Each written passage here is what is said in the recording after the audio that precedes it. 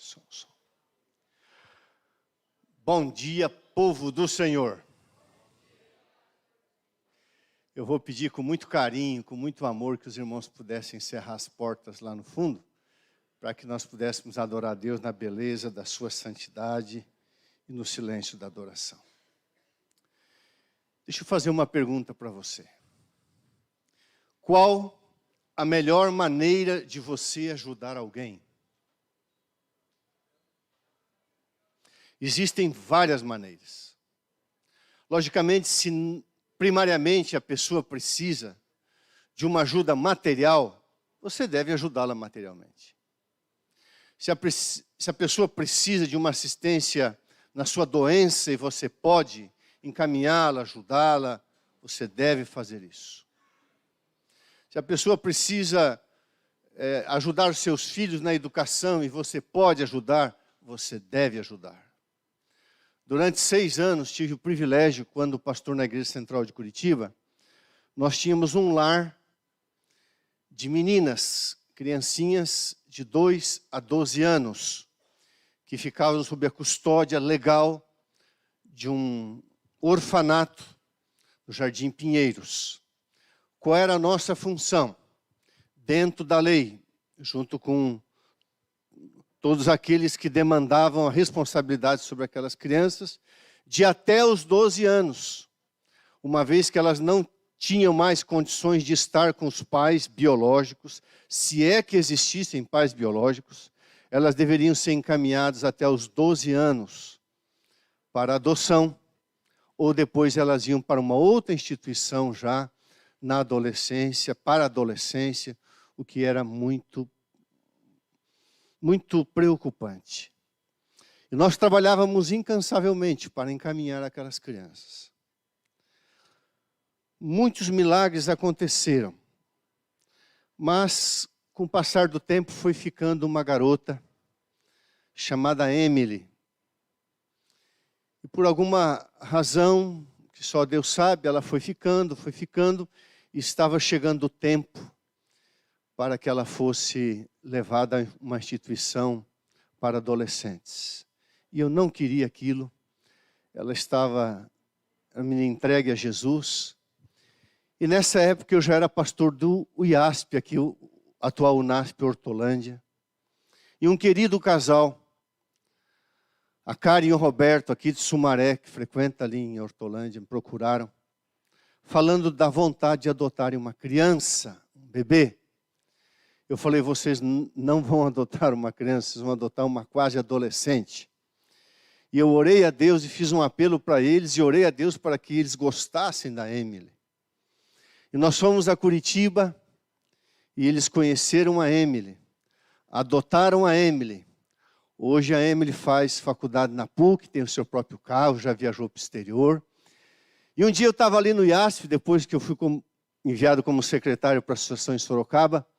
Eu voltei ao IASP, eu estava conversando com a sua avó, então eu estava de frente para o púlpito, de costas para a porta, e de repente vem uma garota correndo, me dá um solavanco, ainda bem que eu tenho uma coluninha ainda firme, mas quase me quebrou os ossos.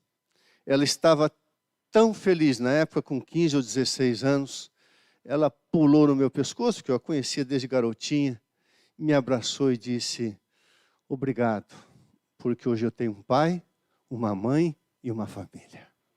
Não tem alegria maior do que ajudar alguém sem esperar nada em resposta, a não ser o bem daquela pessoa. O amor com que nós fazemos as coisas, irmãos, é muito mais importante da quantidade das coisas que nós fazemos. Deus não olha o tamanho da obra, Deus olha o amor com que nós realizamos a obra. Vou fazer uma pergunta para você e quem me acertar, cadê o Eric? O Eric está aqui. Quem acertar, eu vou dar a chave do carro do Eric, deve ser um bom carro.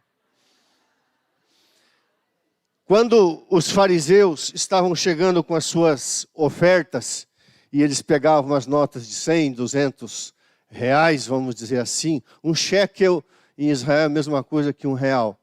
Pegavam as suas notas e ventilavam ao vento para que as pessoas pudessem ver.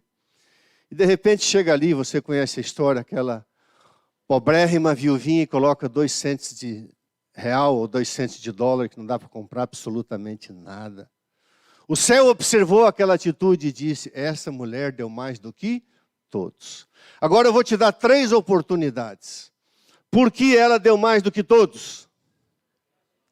Hã? Vamos um por um. Deu tudo que ela tinha? Também, mas não é a resposta. Pergunta 2. Ninguém quer ganhar o carro do Eric? Porque ela deu de coração? Também? Também. Mas a verdadeira explicação, irmãos, às vezes a gente lê algumas coisas e esquece da literalidade. A serva do Senhor diz: por causa dela, por causa do seu exemplo, ao longo de 2000 anos, milhões e milhões de recursos têm entrado para a pregação do Evangelho no reino de Deus e ajudado pessoas. Portanto, por causa do seu exemplo, ela deu mais do que todos. Essa é a explicação. Ela foi uma inspiração e é uma inspiração para todos nós. Nessa manhã, irmãos, eu também entendo que uma das melhores maneiras, se não a melhor maneira, não é apenas ajudar as pessoas em suas necessidades, sejam elas quais forem, e devemos fazê-lo. Mas a melhor maneira é você ajudar uma pessoa a conhecer Jesus e saber que essa pessoa tem um lugar no reino dos céus. Essa é a verdadeira religião. Atender órfãos, viúvas, doentes, necessitados, mas encaminhá-los a Cristo, encaminhá-los a Deus. Jesus fazia isso. Procurava não apenas dar o pão da vida, mas o pão que conduz para a vida eterna. Hoje eu quero pregar um sermão. O título é: a Igreja Adventista do Sétimo Dia não é uma seita. Muitas pessoas têm um preconceito. A palavra ignorância, falta de conhecimento, é que leva muitas dessas pessoas a falarem isso. E outras pessoas falam de má fé mesmo. E ouvindo isso constantemente, recebendo constantemente perguntas, aliás, você, se não inscreveu no meu canal, Pastor Grittner, convido você a se inscrever. E antes que eu esqueça, o Pix aí. Irmãos, eu vou conversar com a associação, eu quero ser membro aqui, eu vou ser um pastor itinerante a partir do ano que vem. Nos sábados que eu puder, eu quero ser membro aqui. E eu não gosto de chegar numa igreja, irmãos, e ver alguma necessidade, algum projeto, e dizer assim: não tem nada a ver com isso. Eu acho que é minha responsabilidade como um cristão, ao ser membro dessa igreja, se assim Deus permitir, colaborar. E eu sei que essa igreja quer fazer um trabalho de revitalização, modernização e melhora para a honra e glória de Deus. Porque em cada cidade, o melhor edifício que deve existir deve ser a casa de Deus. Houve um tempo no passado aí que nas melhores e maiores cidades do mundo, o templo mais belo era uma igreja católica apostólica romana e a mais bem localizada. Na minha cidade é assim. E por que não a casa verdadeira do Senhor? Em 2004, quando cheguei em Curitiba, havia um sonho dos irmãos de construirmos no centro de Curitiba, onde tínhamos 2 terrenos. Nós demolimos a igreja, arrecadamos 80%, na época foi um valor exorbitante. Demolimos a igreja quando tínhamos 80% em caixa, um valor altíssimo de 8 milhões de reais, isso em 2004. E construímos uma grande igreja no centro de Curitiba. Deus me deu essa graça de participar, de me envolver de cabeça. E uma vez voltando da Austrália, voltávamos por Los Angeles e Atlanta, encontrei na época o famoso juiz Sérgio Moro. E conversamos um pouco ali. E ele então lembrou o fato de que na rua Carlos de Carvalho 400, no endereço mais nobre de Curitiba, existe a Igreja Adventista do Sétimo Dia no coração da cidade. Louvado seja Deus. Então você que me assiste, hoje eu já fiz o meu Pix, eu cheguei aqui, sentei, fiz o meu Pix, cada vez que eu vim aqui fazer o meu Pix. Eu quero fazer um apelo, você que me acompanha no canal, você que está aqui, faça uma oferta de amor. Agora vem 13º, férias, um monte de coisa, pega um monte de coisa que você vai ganhar e também separa um monte de coisa para Jesus. Dê uma oferta especial nesse final de ano. As crianças precisam revitalizar as salinhas, trocar piso, colocar colocar porcelanato marmorizado, tirar os ferros, colocar blindex. Vamos melhorar a casa de Deus. Isso também é participar na pregação do Evangelho. Eu estou construindo uma igreja em Americana, tem uma pessoa querida que está me ajudando. É a 17ª igreja que eu construo. Que alegria, irmãos, quando você abre as fitas e você entrega uma casa para o Senhor e para a cidade. Então eu quero fazer um apelo a você, membro que está aqui, ou você que está assistindo, para a gente participar disso. Mas vamos ao texto da Bíblia. Atos capítulo 24, leia comigo o verso 5. Atos 24, verso 5. O tema é: a igreja adventista do sétimo dia não é uma seita. Muito bem. Acharam aí Atos dos Apóstolos. Devia o título ser Atos do Espírito Santo, né? Atos 24, verso 5. Eu estou saindo de uma virose.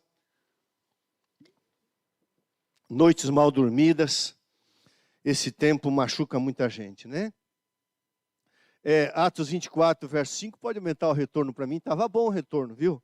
Diz assim, ó.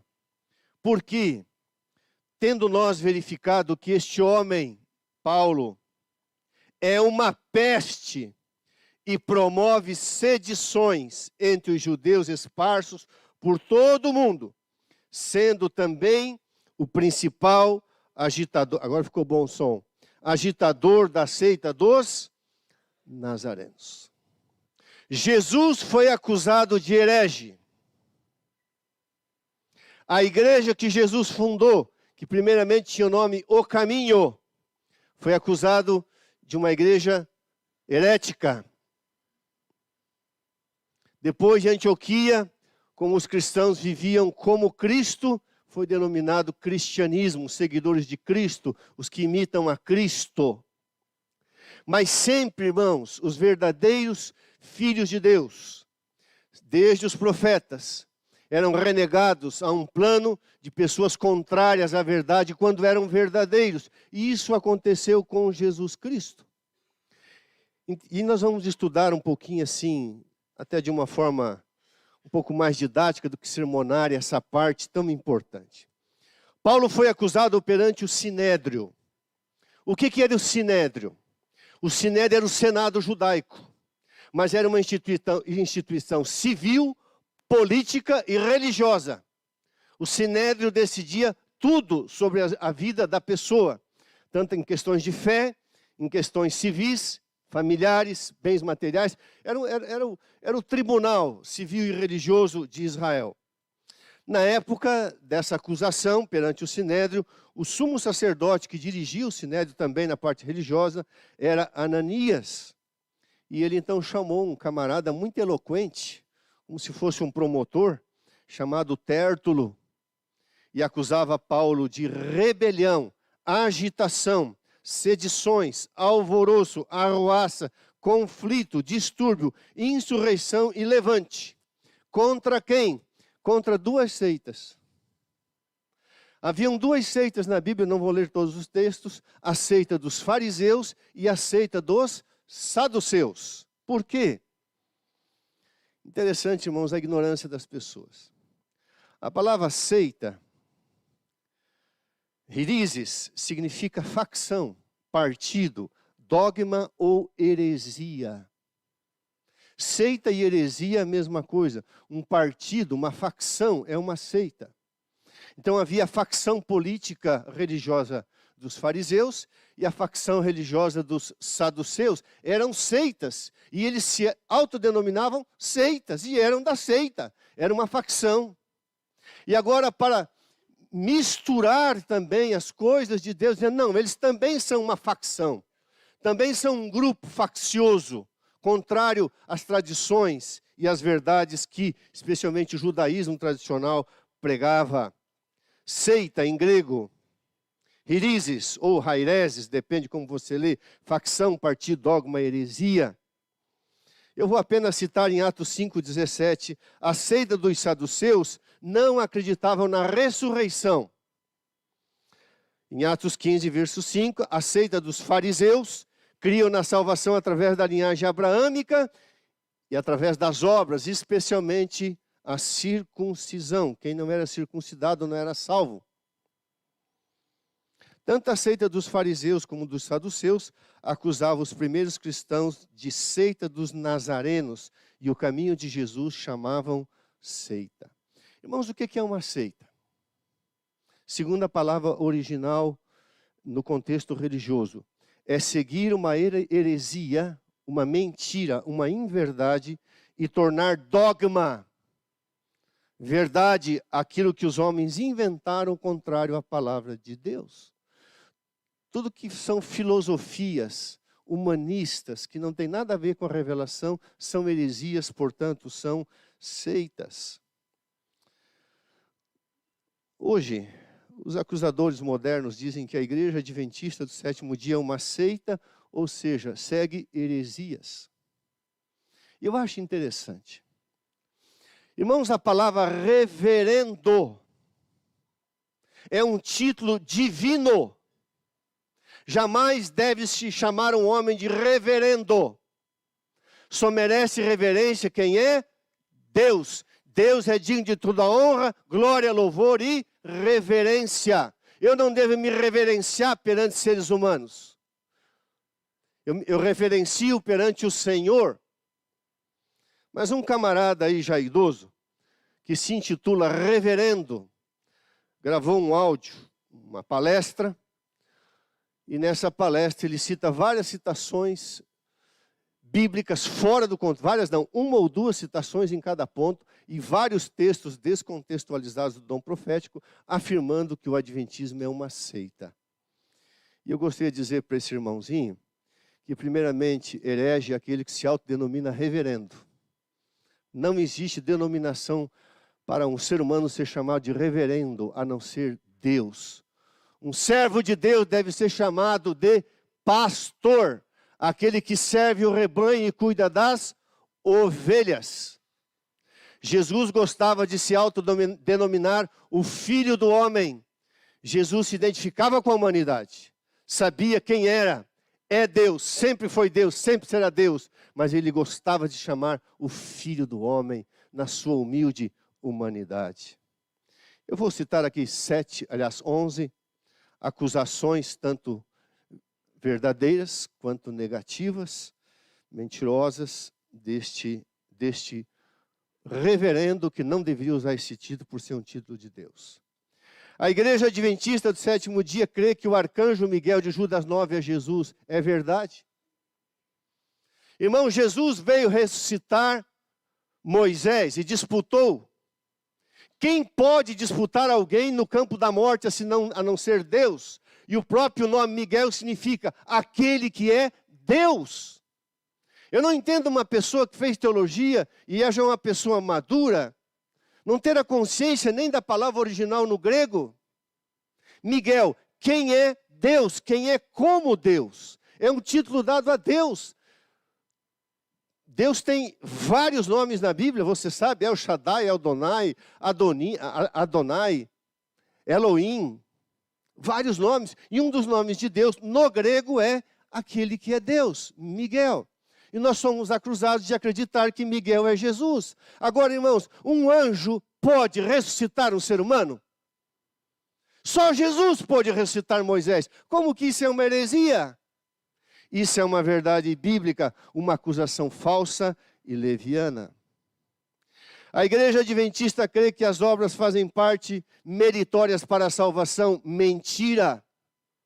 Pela graça sois salvos mediante a fé, e isso é dom de Deus. As obras não contam para a salvação. Irmãos, nós não seremos salvos pelas obras. As obras perante Deus para a salvação são trapos de imundície. E para ser assim bem claro, porque a Bíblia é clara, você sabe o que é trapo de imundície no original hebraico? É o famoso mods da mulher hoje, que era um pano que a mulher usava. Ela usava aquele pano para enxugar ali o seu sangue, para proteger-se da sua menstruação. E aquele pano se tornava imundo e ela jogava fora. A Bíblia é tão enfática dizer, as tuas obras para a salvação é como um pano, é um trapo de imundícia, como é que é a palavra que eu usei aqui moderna? Mods, é como mods. Irmãos, por que a Bíblia é tão forte usar palavras assim? É justamente para mostrar que nós não temos valor algum para a salvação. E um ser humano acusar que a igreja adventista coloca as obras como meritórias, isso é uma mentira, um engano. Todavia, irmãos, na graça de Jesus, nós seremos recompensados por nossas obras. Irmãos, o que nós fizemos? Nada. Mas Deus achará por bem recompensar. Deus é fiel. Hebreus 9:6 diz assim: Deus não é injusto para ficar esquecido daquilo que você fez pelos santos, mas também julgados seremos pelas obras. Então, dentro do escopo do plano da redenção, não em termos de salvação, mas em termos de resultado, nós temos as obras da carne e as obras da fé. As obras da carne nos condenam, e as obras da fé não nos salvam, mas mostram que nós escolhemos o caminho, a verdade e a vida. Se me amais, guardareis os meus. Esse negócio que eu sou salvo e não preciso fazer nada, isso é predeterminismo. Uma vez salvo, salvo para sempre, posso dar umas tropeçadas por aí, não importa, Deus me escolheu. Isso é errado. A igreja adventista do sétimo dia crê na mortalidade da alma, crê. Esse ser humano esqueceu de citar Ezequiel 18, o capítulo inteiro, especialmente 4 e 20. A alma do pai, tanto a alma do filho, ela é minha. A alma que pecar, essa morrerá. É simplesmente você traduzir as palavras bíblicas ruach, nefresh, pneuma, por vida, pessoa. O homem é mortal, nasceu mortal.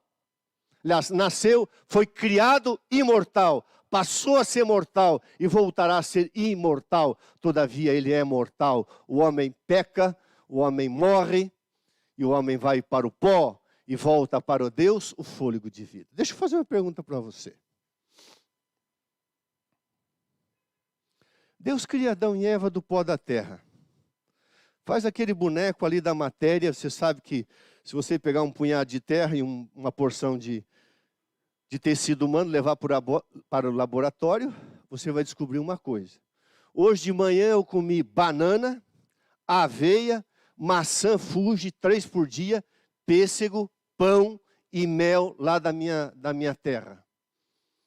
Irmãos, eu comi maçã.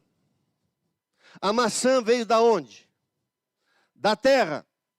Quando nós comemos cereais, frutas, nozes, legumes, até mesmo alimentos de segunda classe, como a carne, nós estamos comendo pó. Nós somos feitos do pó. Sem terra ninguém vive, nós somos feitos do pó e comemos pó. Graças a Deus que Deus dá em forma de comida, né? Teve um país aí, em 2002, na guerra da América do Norte com o Iraque, foi descoberto um país onde as pessoas, na sua miséria, elas cozinhavam terra e faziam uma água e se alimentavam daquilo. Nós somos feitos do pó. Deixa eu perguntar para você, Deus fez Adão, aquele boneco, e colocou ali. Agora diz para mim, onde estava a alma de Adão? Já que essas pessoas ensinam, eu não sei se eu vim para cá, eu saio fora do trilho, está tudo certo. Aonde estava a alma de Adão? Hã? Onde é que estava a alma de Adão? Hã? Ué, a alma não. Hã? Então vou preparar uma série de estudos bíblicos ano que vem. E essa é uma pergunta que eu vou fazer. Aonde estava a alma de Adão? A vida de Adão estava em Deus. Vento, ruach, espírito, pneuma, daí vem a palavra pneu, vento, ar. Estava com Deus. Não havia uma alma fora do corpo de Adão, até que Jesus soprou em Adão o fôlego da vida. Então dizer que a alma é imortal, isso é uma heresia. Isso sim é seguir uma seita, uma mentira, um engano. O homem é mortal. O pó volta para o pó. E o fôlego de vida que Deus deu para Adão, volta para Deus. E Deus soprará na narina de todo filho de Deus. Agora deixa eu fazer uma pergunta. Vamos supor que nessa manhã, eu por alguma razão saia daqui e sofra um acidente e eu morra.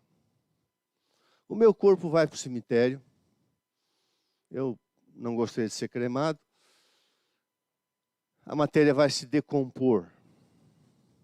O dom da vida, o precioso dom da vida que está nas mãos de Deus, volta para o domínio de Deus. Deus mantém a minha personalidade lá. Não consciente, mas Deus mantém a minha vida nele. Quando eu ressuscito, aquela matéria, ela é recomposta, reconstituída? Diz para mim.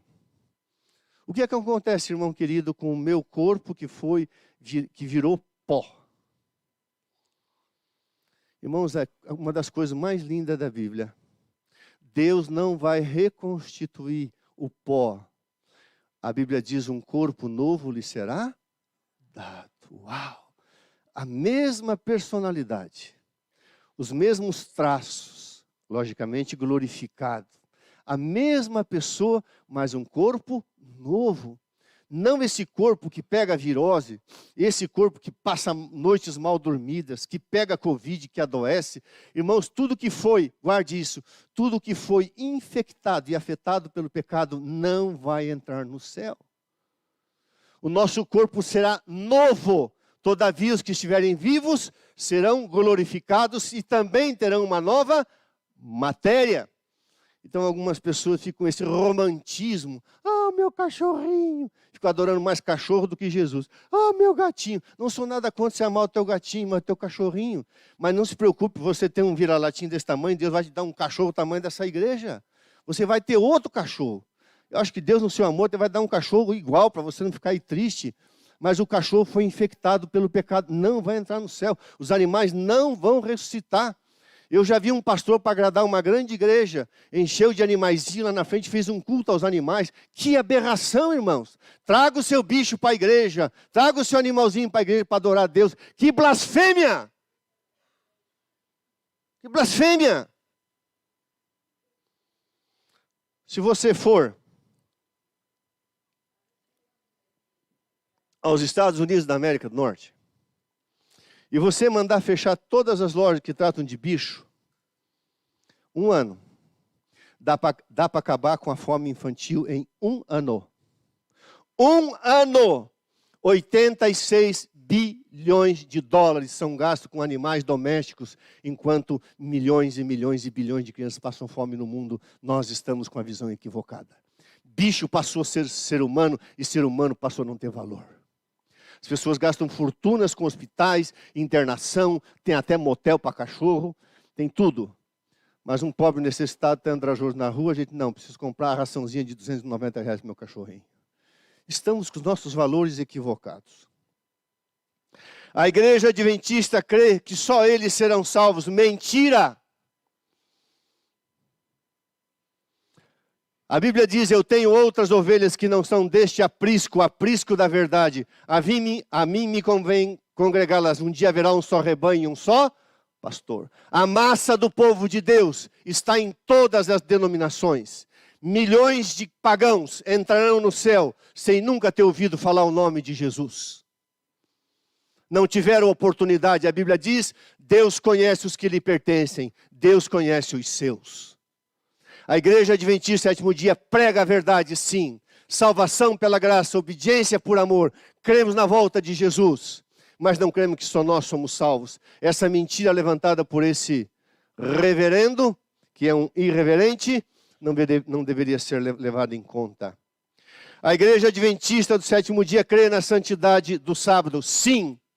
Dado para o homem como um presente. Irmãos, o que o homem fez de obras para ganhar o sábado? Nada. O maior presente da graça de Deus, o sábado, foi dado para o homem sem obra nenhuma. O sábado não tem nada a ver com obras, tem a ver com obediência a um dia que Deus escolheu num ciclo semanal para adorarmos o Senhor. Cremos no sábado bíblico, desde o Éden até o Apocalipse, na sua perpetuidade na terra e na sua vivência por toda a eternidade. Isso não é heresia. A igreja adventista do sétimo dia, diz esse reverendo, crê na perpetuidade da lei de Deus. Olha, irmãos, que bobagem. A Bíblia diz que Jesus veio a esse mundo para pagar o preço que nós, os seres humanos, contraímos, que é o pecado. E a Bíblia diz que o pecado é a transgressão da... Se eu anulo a lei de Deus, não tem pecado. Se não tem pecado, eu não preciso de Cristo. Se eu anulo a lei, eu anulo a cruz. A lei de Deus é perpétua como o seu caráter ou é, o seu trono é e a eternidade ou é. Nós cremos na perpetuidade da lei de Deus e oxalá a humanidade seguisse a lei de Deus e não haveria tanto infortúnio, tanta desgraça, tanta miséria, tanto adultério, tanto perjúrio, tanta mentira, tanto engano, tanta blasfêmia contra o nome de Deus. Qualquer coisa, irmãos, eu me irrito, qualquer coisinha, eu me irrito porque é uma ira sagrada, qualquer coisinha, ai meu Deus, aí entre os adolescentes, ai my God, não tem consciência. E um dia eu chamei um parentinho meu, um jovenzinho, falei, filho, vem cá, você fala demais o nome de Deus em vão. Por quê, tio? Eu falei, você sabia que quando os anjos falam o nome de Deus, eles cobrem o rosto com as asas? O nome de Deus é santo. Não chamarás o nome do Senhor teu Deus em vão? Então esse falso pastor, esse irreverendo, vou chamar de irreverendo, né? Ele diz que a lei de Deus não é perpétua. Anule a lei de Deus. Não é só o sábado. Quem guarda toda a lei e tropeça no só ponto, torna-se culpado. E para aliviar um pouquinho, eu vou contar uma historietazinha. Eu peço desculpa, irmão, se está um pouquinho de coriza. Eu tenho alguns irmãos.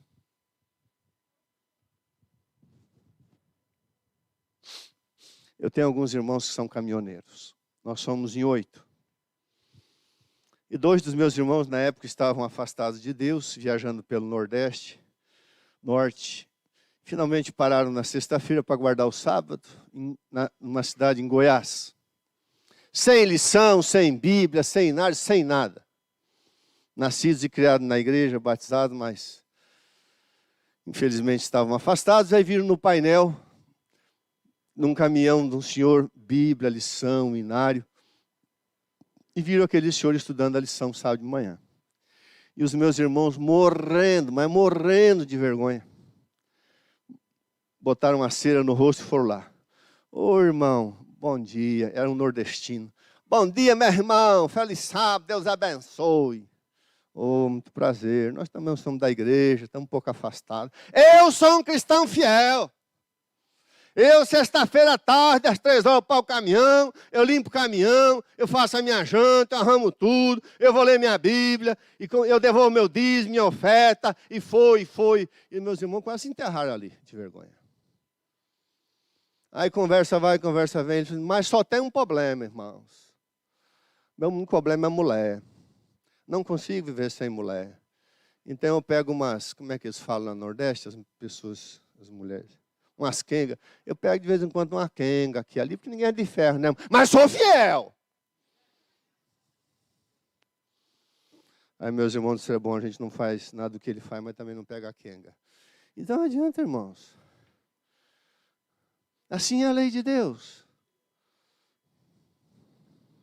Nós cremos na perpetuidade da lei de Deus. Outra coisa, os adventistas do 7º dia creem num Cristo pré-encarnado. Sim. Quem apareceu a Abraão nos carvalhais de Mamre? Jesus Cristo. Quem apareceu a Gideão? Jesus Cristo. Quem apareceu aos pais de Sansão? Jesus Cristo. Quem lutou com Jacó? Jesus Cristo. Nós cremos no Cristo pré-encarnado. Jesus tem e tinha a capacidade de pré-encarnar antes da sua encarnação definitiva. Isso não é heresia, isso é bíblico. Moisés lutou com um homem e disse, eu vi a Deus face a... E esse reverendo diz que isso é uma heresia. Mentira. A igreja adventista crê que Jesus veio com a natureza caída de Adão. Mentira. Irmãos, guarde bem isso. Existe um estudo pré-lapso e pós-lapso. Pré-lapsariano e pós-lapsariano. Quer dizer, queda. Jesus veio com a natureza interna de Adão, sem pecado. Porém, com a natureza externa de 6.000 anos de pecado. Por isso ele tinha 1,75 m, mais ou menos, era um homem simples, um homem humilde. Veio com as dores do corpo físico, mas na sua natureza interna, ele era puro, santo e imaculado. E esse reverendo, ele Ele critica a igreja dizendo que nós acreditamos que Jesus veio com a natureza caída de Adão. Mentira. Jesus não tinha natureza caída. Se Jesus tivesse natureza caída, ele precisaria de um Salvador. Jesus tinha as contingências de um ser humano sem pecado no seu exterior. Tinha fome, tinha sede, tinha cansaço, dormia na sua exaustão, sofreu, chorou. Era humano, todavia, no seu ser interior era plenamente Deus. A igreja adventista crê na inerrância, a igreja adventista não crê na inerrância bíblica, é verdade. O que é inerrância? A Bíblia contém alguns erros, irmãos. Num lugar fala que era 1 endemoniado, no outro lugar 2 endemoniados. Num lugar falam que eram 36 mil soldados na mesma guerra. Em outro relato, de um livro histórico, fala que eram 24 mil. A Bíblia contém alguns erros, não doutrinários, mas de informações e até mesmo históricos. Às vezes cita um profeta Jeremias, mas quem escreveu foi Isaías. A Bíblia não é inerrante. Foi escrita por homens, ela contém algumas falhas humanas dos copistas, todavia jamais em sua verdade. A igreja adventista do sétimo dia não crê na predestinação, nem no determinismo, isso é verdade? Deus não escolheu uns para a salvação e outros para a perdição. A Bíblia diz que todos nós fomos eleitos em Cristo Jesus. Todos fomos predeterminados. Deus amou o mundo de tal maneira que enviou o seu Filho para salvar todos estão destinados, mas precisa aceitar. E esse homem, esse reverendo, ele diz que não existe isso, que existe um predeterminismo. Você é predeterminado, se você tiver algumas falhas, alguns balanços, é normal. O importante é que você foi salvo e pronto, faça o que você quiser fazer. Isso sim é heresia. E finalmente a igreja adventista não crê que todas as verdades terminaram em Cristo. Olha que aberração.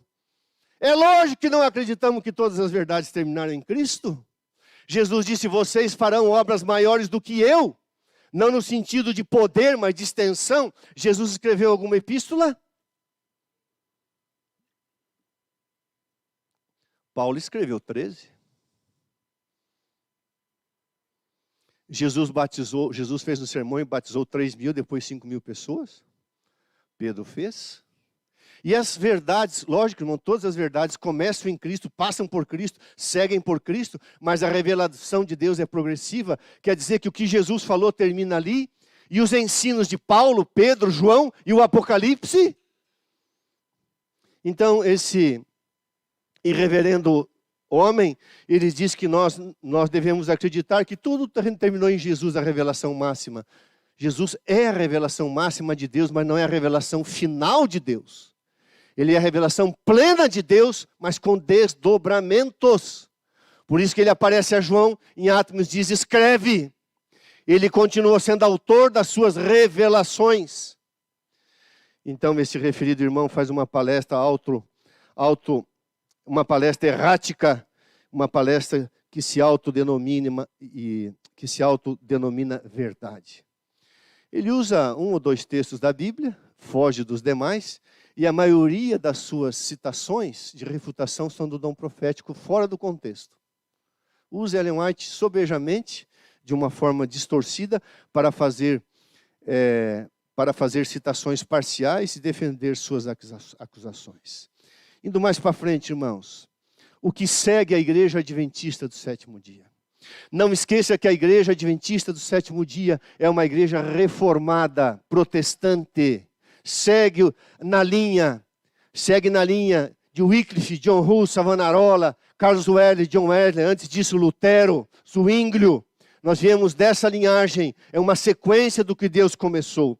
Existem 6 grandes solas eu não vou citar mais textos, apenas um texto.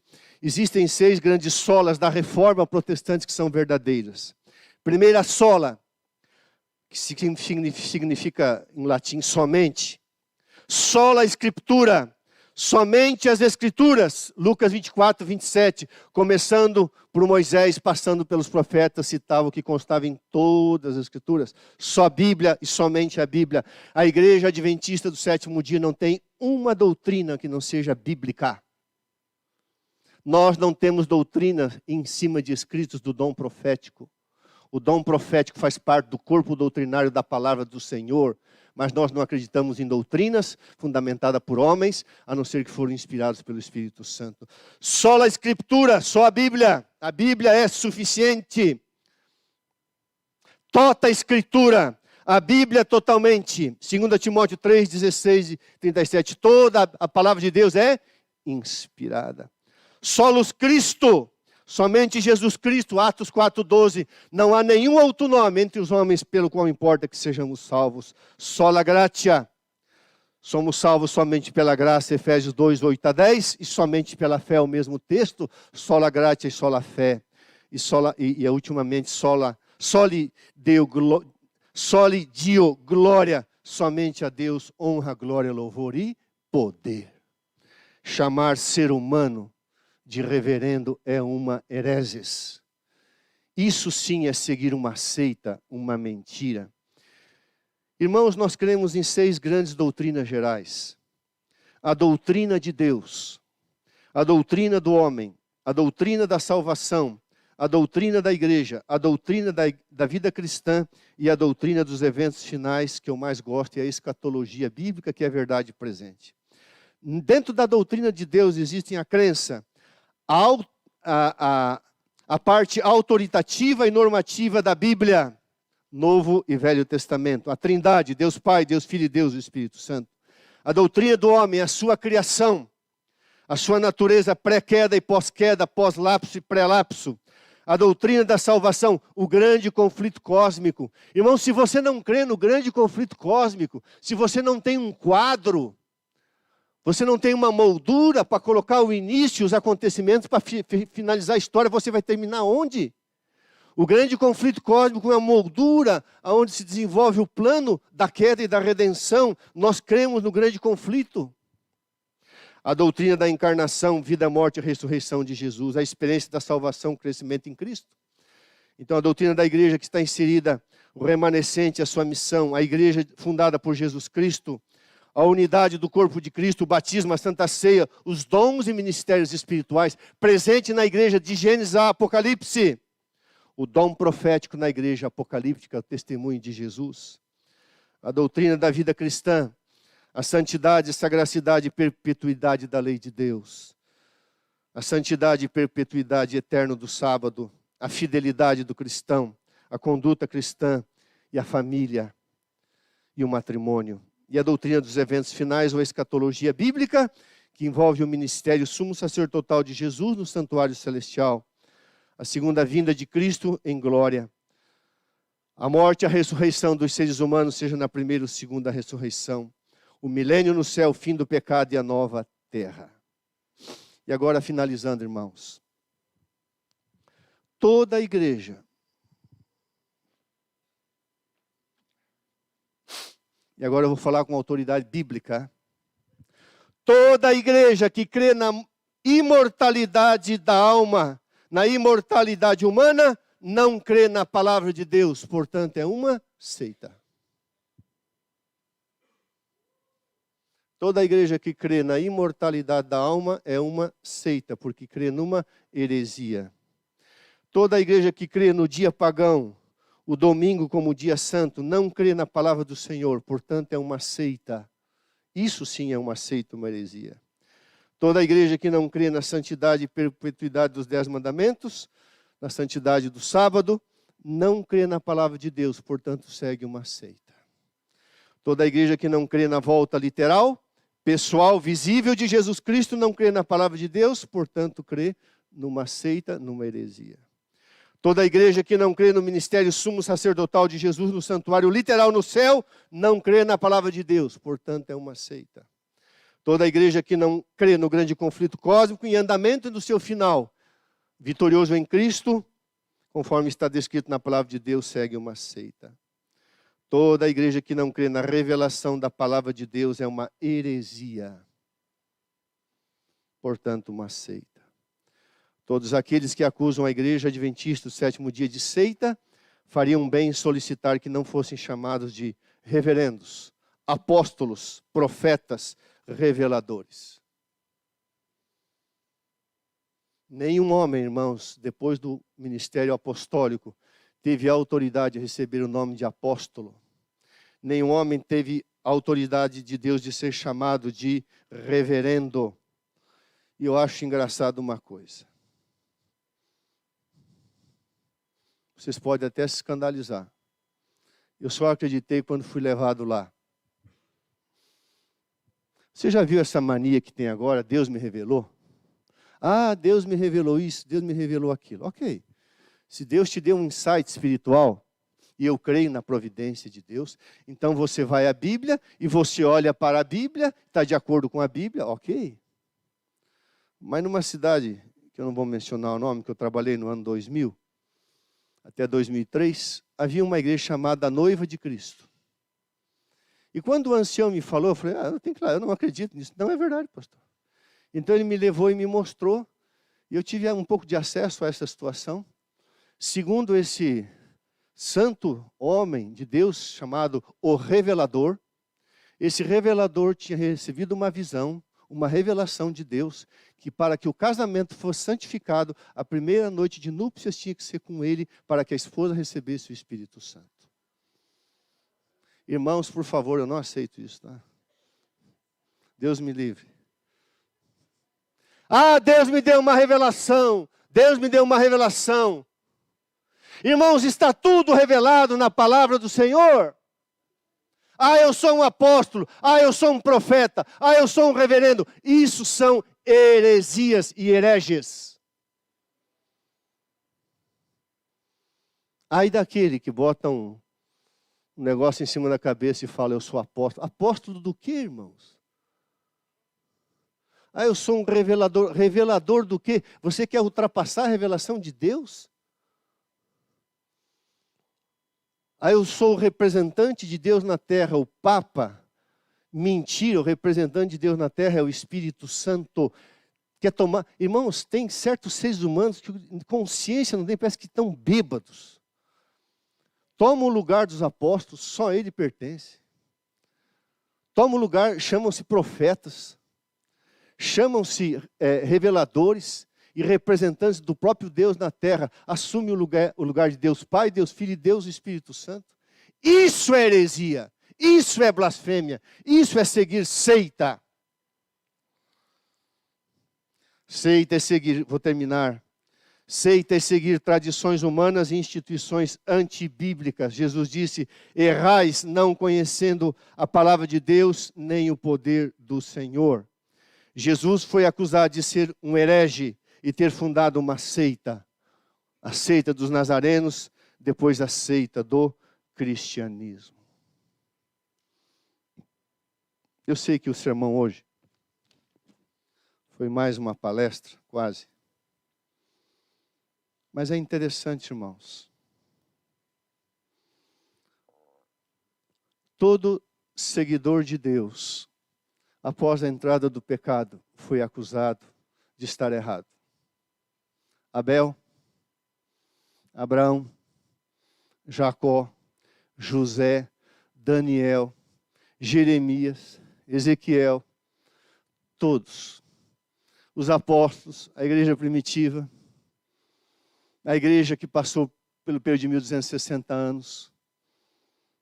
E Jesus disse assim, se perseguiram a mim, perseguirão a... Então, eu não fico aí, o pastorzinho fulano lá segue uma seita. Seita é heresia. Heresia é aquilo que é contrário à palavra de Deus. Está escrito, assim diz o Senhor. Se não está na Bíblia, não me venha com apostolado, não me venha com sacerdócio, não venha dizer que você é um profeta, não venha usar esse título sagrado que pertence a Jesus. Reverendo é um título divino e é blasfêmia usá-lo de forma humana. Quando eu saí de São Paulo e vim ali para a Americana, algumas pessoas, pastor, eu vim te conhecer. Eu ficava um pouco constrangido de brincar assim, grandes coisas. Veio conhecer um pecador. O pastor é um pecador. O pastor acha que é melhor que quem, irmãos? O sangue que te salva é o sangue que me salva. O sangue que te perdoa, o sangue que me perdoa. As lutas que você tem, eu tenho. Talvez até maiores.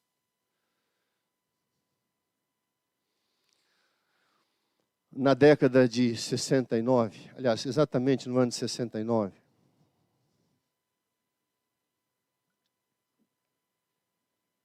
meu sogro era missionário de uma denominação.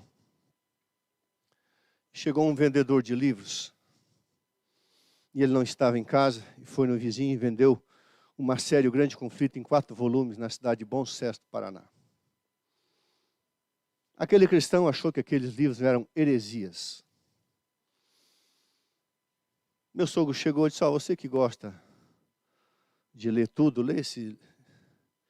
E meu sogro pegou O Grande Conflito em 4 volumes e foi à Bíblia. Porque a luz menor deve levar a luz maior.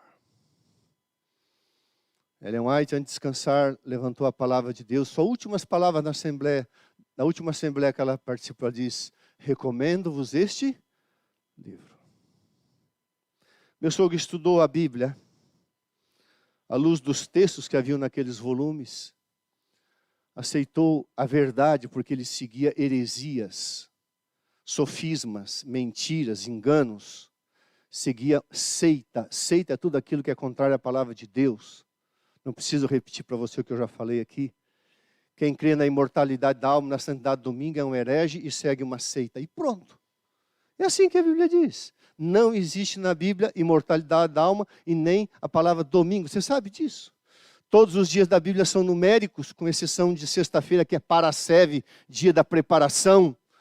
O resto é tudo número. O único dia que tem nome próprio é o Shabat, o santo sábado do Senhor, o dia de cessação, o dia de descanso eterno. Meu sogro se entregou a Cristo para seguir as verdades bíblicas, se tornou um vendedor de livros da igreja.